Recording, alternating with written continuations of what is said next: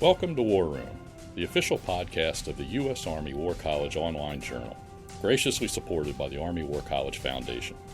Please join the conversation at warroom.armywarcollege.edu. We hope you enjoy the program. You can subscribe to A Better Peace, the War Room podcast, at iTunes, Google Play, or your favorite download service, and never miss the great content we offer.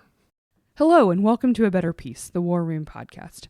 I'm Jacqueline Whitt. I'm the Editor-In-Chief of War Room, and I'm joined here today by Dr. Whitt and Granieri, who is our new podcast editor.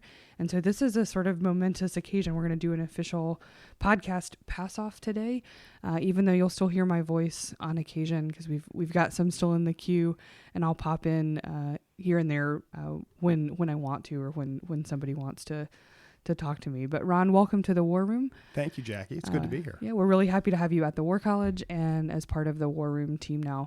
So I'm going to let you introduce yourself to our podcast audience and fans. Great. Well, as I take the jeweled marshal's baton from you, Jackie, I'll make sure to set it down carefully next to me. It's great to be here. I am new to the Department of National Security and Strategy here at the U.S. Army War College. I'm a historian by training. I got my PhD at the University of Chicago late in the previous century. And I've taught at a number of different schools, most recently at the University of Pennsylvania, where I was at the Lauder Institute for Management and International Studies, teaching in the MA/MBA program. But originally, I'm a historian of modern Germany and modern international history, so teaching history of diplomacy. So it's very cool to be here at the War College and at DNAS to talk, to teach in Weapons 1 and Weapons 2. I get a chance to talk about Thucydides and Clausewitz and all that good stuff, and about the making of foreign policy decisions. And so, Ron, you're not new to the podcast scene either, right? No, that's true. People may actually know your voice already. They may. I've done some work with the Foreign Policy Research Institute, where I have done podcasts for them and also host a monthly interview program, Geopolitics with Granieri, which you can still find on YouTube if you look. So not only my voice, but also my bespectacled visage. This is important. That was one of my requirements when agreeing to do the podcast, that it would be audio only. It has distinct advantages. Yes, indeed. So we're going to aim to keep the podcast sort of what it is, right? Fun, entertaining, informative, provocative, short. But we're gonna let Ron sort of take the wheel and see where it goes, and expect him to put his own spin on it. So I'm really excited to see that as we continue to think about what War Room adds to the defense community, to the national security conversation that is growing, I think, more and more interesting and complicated just about every day. Absolutely. And I think that the growing roster of podcasts in particular, people find that these kinds of conversations can bring across information in ways that journal articles alone probably can't, and perhaps reach a broader audience and get conversations going. And so I hope to build on what's been done before, to bring people in who might talk about things that they've written, but that the conversation is to draw people in and then perhaps direct folks to other things. Yeah, absolutely. So at this point, I would like to sort of turn it over. We're going to continue the conversation, not just chit-chatting about podcasts, even though we probably could do that too, but actually to think about some of the things that we have addressed and are addressing in our teaching, and as we're approaching this, what Ron said is called weapons. I tend to not call it weapons, but war policy and national security, which is a course that we're teaching right now, and thinking about how we approach the teaching of international systems, strategy, war, and national security policy let me see how I can say this, in a maybe interesting sort of domestic political environment, in an interesting international political environment, and trying to help our students understand what that is. So, this is where there's been a lot of talk in my preparations for coming here, and talked about at the beginning of this academic year about historical mindedness. And this is an interesting aspect of it too, in understanding national security policy. that we need to think about the way that decisions are made, the way that that policies are developed, the way that they're put into practice, and the interaction between, let's say, the facts on the ground, such as they are, and the way that those facts are interpreted by the people making decisions. Like, I don't think that this is a matter of, it's not a matter of objectivity versus subjectivity. And a lot of people like to think of themselves as realists when they think that they are responding to facts. The way the world really is, even though they then dodge the question that how I may think the world really is.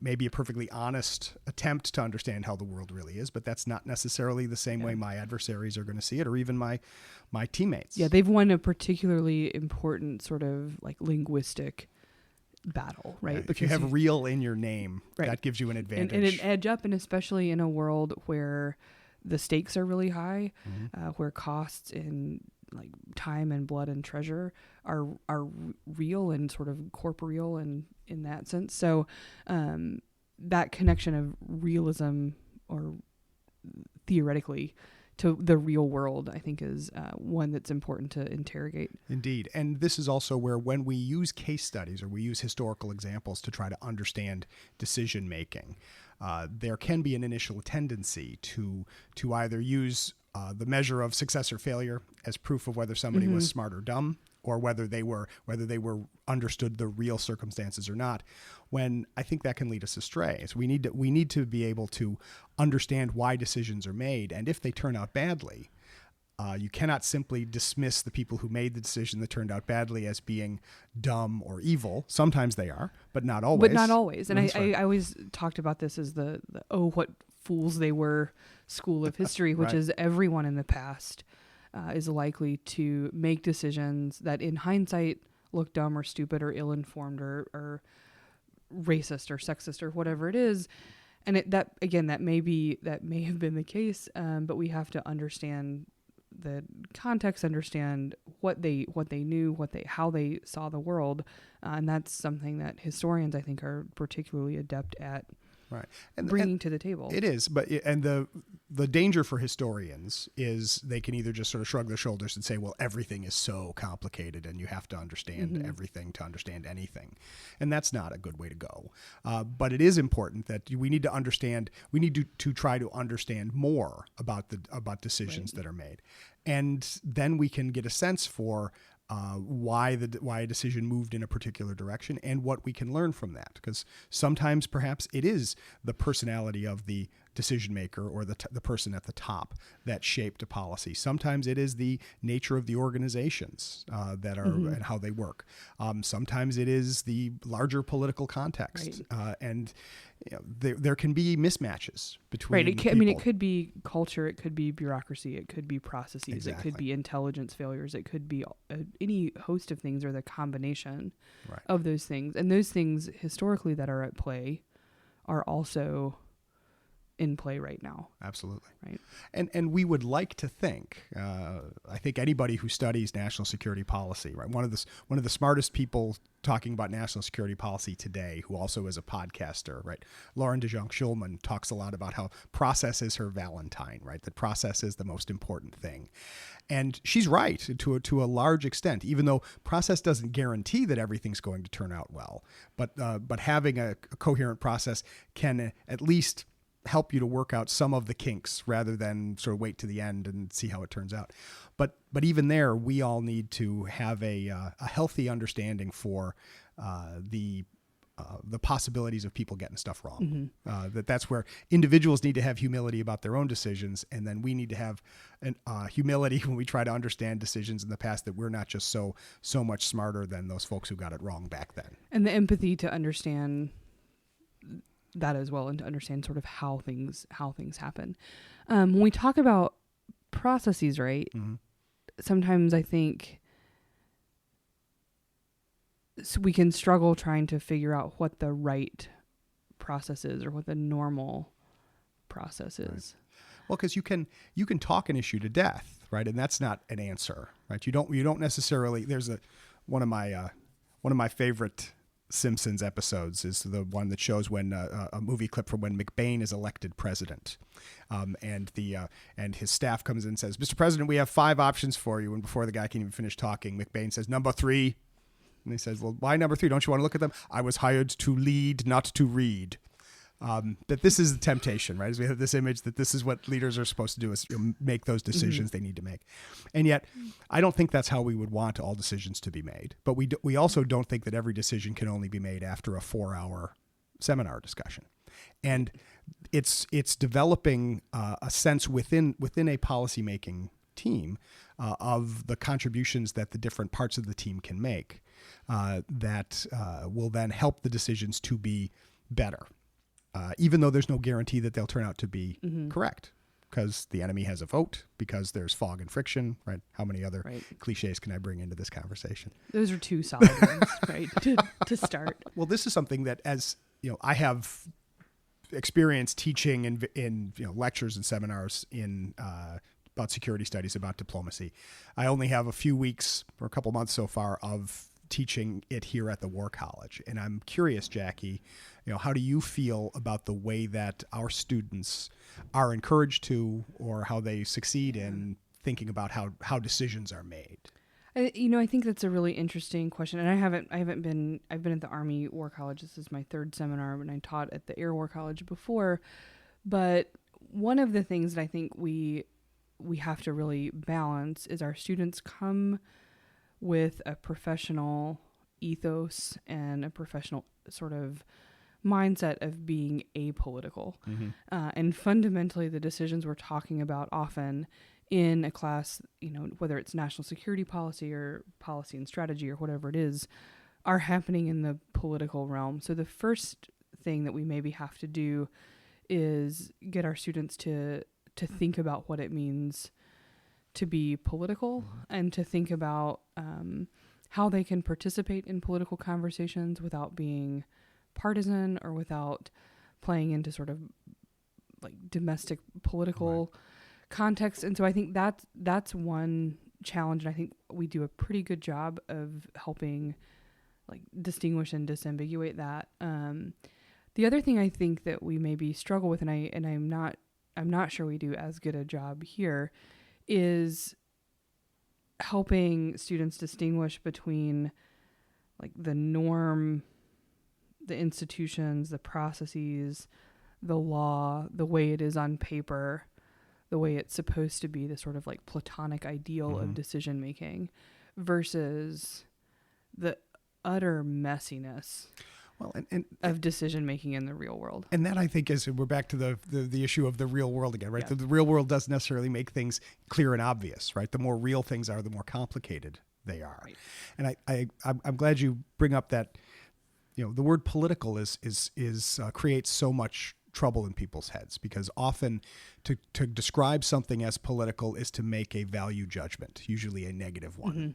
When we have to understand that politics, if we think of it in terms of any decision has to be made within a larger political environment, right? That's neither good nor bad, right? It just is. It's just a sort of statement of fact, and we're back to But that's why you can't sort of say, well, my decisions are based on the right motivations, where yours are merely political and real things, and yours are just political. Or my favorite is, well, that's just spin, or that's just narrative, and that doesn't matter. So as someone who studies narrative, like that makes me want to pull my very short hair out. Well, and because we need to think too, especially when you're talking about making policy in a democratic society. Then any policy decision is going to have to be explained, is going to have to be spun, is going to have to be to put into a narrative, and that doesn't. The narrative and the explanation is not some evil addition, right? That is actually an integral part of the whole process, because you can only make policy if you get elected, and you can only maintain support for your policies if you are able to explain to the electorate why you're making these decisions. And if you're unwilling or unable to do that, then you're in the wrong business. And in the same way, and this is where we talk about levels of analysis in our sessions, the idea of the individual leader versus the state system versus the international system. And once again, right, there are some intellectual approaches that make the emphasis on systems not only the most useful, but also kind of want to claim that's the most virtuous or the most intellectually honest. That it's somehow purer. That's somehow purer. Yeah. And yet, once again, I don't think that, just because we say there are 3 levels, we're not ranking them. We shouldn't be ranking them, right? These aren't bronze, gold, and silver tiers of membership. The system level of analysis, right, isn't like on a higher pedestal, right? Even though it certainly can give you a different sense of decisions that are made, but you're never completely free from the personality of the leader. Or the decision maker or decision makers. And you can never completely abstract a policy decision from the nature of the regime in which the decision's being made.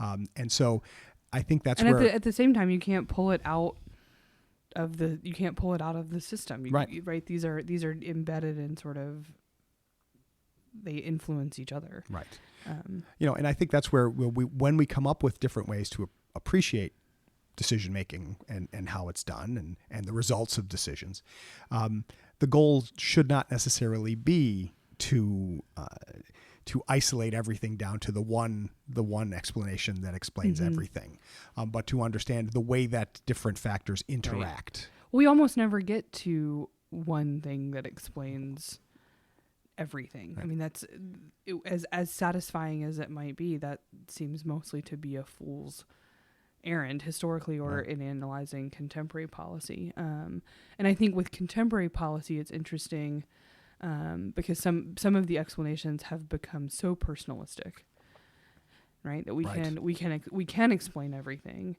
by virtue of the personality of, say, the president or something like that. Right. That we seem to have forgotten some of the other things that we know, the system processes, that also matter. Indeed, and there is not a single leader on earth who dropped out of the sky, right? That every person who is governing whatever system they're governing is a product of that system. No stork deliveries. Pretty sure about We're that. pretty sure, right? No stork deliveries. No lizard people from outer space, okay. Right? I'll trust you. That every individual in one way or another is a product of the system that produced them, that they ended up leading. And this is whether that person is Barack Obama or Donald Trump, right, or John Quincy Adams, right? And that's where, so understanding the society that produces people and the political sort of context that allowed that person to get elected is an important way to understand where they come from. Because I think that, and then this is especially when one's talking about one's own country as opposed to another country, right? We have no problem at all assuming that the leader of another country is the complete embodiment of that country's ethos, however we want to describe it. But when we talk about our own country, we're of course aware that even the most popular leader was not elected by everybody. Yeah, that there are fractures. that there are fractures and divisions and differences. And I think, one of the things that I always emphasize in the classroom is if you imagine how complicated the United States is, then shouldn't we also assume that Iraq or Guinea, that's right, or Thailand is just as complicated. Yeah, maybe differently complicated, right? Maybe there might be different fractures, different dividing lines, different cultural and historical things that matter. But isn't it like the height of arrogance to assume that everyone else is sort of like monocultural and exactly and unitary, and that's where one has to get outside one's own view. To use another pop culture reference, right? There's one of the funniest pieces in Hamilton is when King George rolls out halfway through the play when he says, "I hear George Washington's retiring. I didn't know people were allowed to do that." Could do that. And you realize that can be really difficult to understand, or when people open up the newspaper and they find out that they actually have elections in other countries, right, or that there's a different leader and that this new leader might not have the exact same opinions as the leader that came before. And this goes back to the idea that politics is not some extra addition to life, right? Politics is is a big part of life, right? It's part the of atmosphere. right. It's the like to we'll see how many cliches we can get in, right? But Right. it's the water that we swim in. It's the water we swim in. There you go. That you can't escape it, and to pretend that you can talk about decision making or national security without fundamentally talking about politics is I think it's absurd. And yet you think about how much that either spoken or unspoken attitude drives a lot of analysis of, say, the role of domestic pressure groups in the making of foreign policy, right? It's one thing to talk about the power of this or the influence of this or that group to see how certain policies are shifted, but one can drift into the position to assume that any influence that any group has is somehow dangerous and illegitimate because they're taking us away from the purity of this or that policy of the decision. real world that's out there that Right. we just need to get a handle on. Right, and the idea that to use the other old international relations cliche, right? That if we're talking about the international system, that states are black boxes and whatever happens in there doesn't matter. Of course, what happens in the boxes matter, just like what happens in the heads of the leaders matters. And the more that we make an effort to understand those things, the better we'll be able to understand decision making and decisions that have been made. Right. So when we think about decision making, right, and we talked about this a little bit before we started recording, there's this idea, and I think this is part of the political environment that we are in, about the nature of facts. And that we could make better decisions if we just had all the facts, or we could evaluate decisions if we just knew what facts the leader sort of had at their disposal. Right. But this always, again, as somebody who studies narrative, the facts may be what they are, but those facts always have to be put in context. They do, and we need to think. We need to widen our range of metaphors for things like this. I think is like the facts in a political decision. The facts are like the chocolate chips in a chocolate chip cookie, right? You can see them. And if you wanted to, you could pick them all out individually and line them up next to the cookie. But they only make sense. But we're very sad, right? It wouldn't be very tasty. It wouldn't look very good. And so they only make sense within that larger context, right? And this goes back to the idea of understanding, say, how presidents are elected, or understanding the institutional tensions between different different cabinet secretaries' positions, or between Congress and the White House.